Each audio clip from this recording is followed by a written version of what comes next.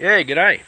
Today I have the Michigan USA Raptor 700 mulcher chipper from Edison's online. I think I got it for $6.99 plus $2.50 freight.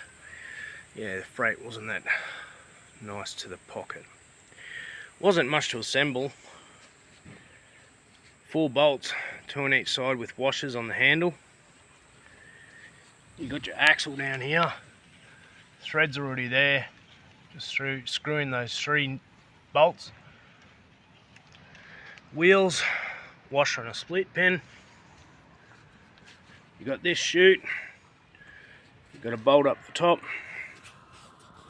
and there's another bolt down there with a nut on each side, and you got that chute which has got 3 nuts, one down there, one there, and one in behind that plate. I do wish Edison's would include washers, because as you can see, some of these holes are nearly the size of the nut. Didn't find that out until halfway through it. I will be going down and getting some washers later on before I use it and putting washers on it. I purchased the Raptor 700 because it had the Kohler RH series engine. I've never had a problem with Kohler engines, been brilliant over the years. The bit bigger model to this, the 900, has 8 horsepower, but it's a clone engine. I'd prefer to drop down in a bit of size to an engine brand that I know that served me well over the years to a clone engine, believe you me, anytime. There's your top chute. It's not huge, it's not small compared to some I've seen. There's your other chute. Probably won't be able to see a lot down in there. When assembling, I check the blades. They are very sharp.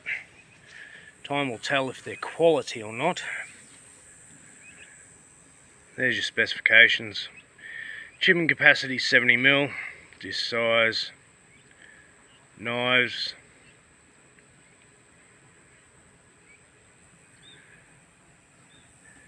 dry weight in total was 55 kilos, so I guess that has a lot to do with the freight. The engine itself comes dry, which means there's no oil in the sump. That's where you fill it up down there. I put in 400ml of semi-synthetic Penrite oil.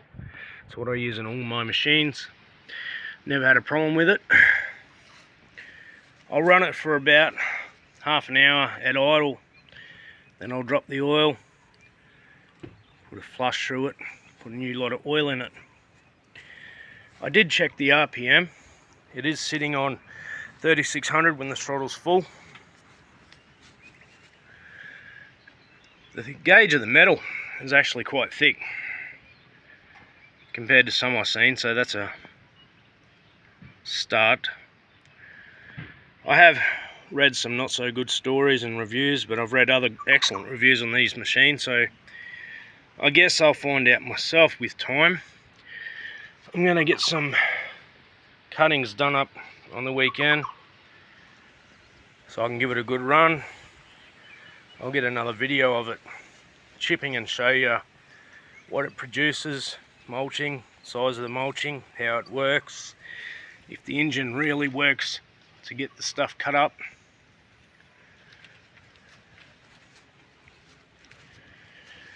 Fuel on is there. Now for choke is all the way to there. Once it starts, you just push it back and it pops back to there, and then it's running full tilt. It doesn't have a on-off switch per se. When you push it all the way back there, it connects with the sensor down there and shuts the engine down. This engine does have oil alert, so that's another good benefit.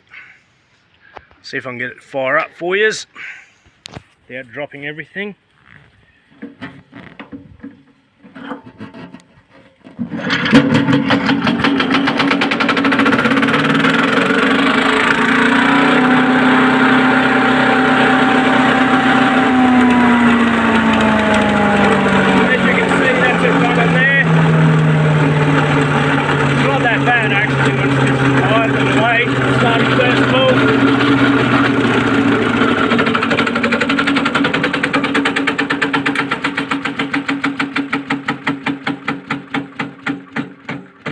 that'll do it for me for the moment. If you have any questions, feel free to shoot them through, leave a comment, and I'll post another video on the weekend of it running and mulching. Thanks for your time. Have a good one.